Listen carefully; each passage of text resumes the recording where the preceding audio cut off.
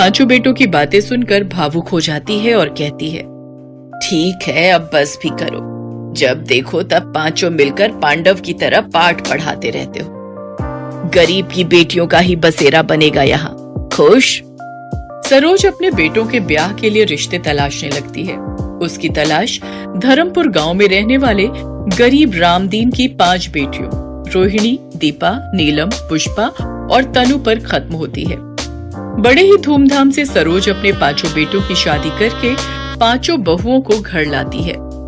मेरी 5 बहुओं, अपने दाहिने पैर को इस अक्षत कलश पर पैर लगाकर गृह प्रवेश करो।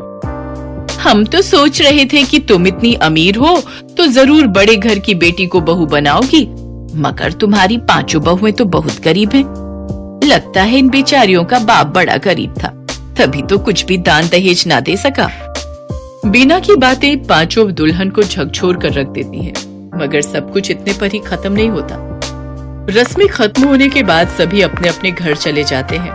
तभी सरोज कहती है, ना जाने कैसा गरीब भिखारी बाप है इनका, जो पाव भर मिठाई भी ना रख सका।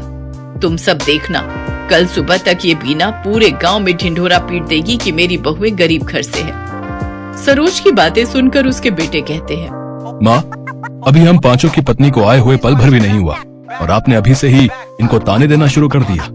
सरोज की कड़वी बोली उसकी बहुओं के दिलों को अंदर तक चोट पहुंचा रही होती है।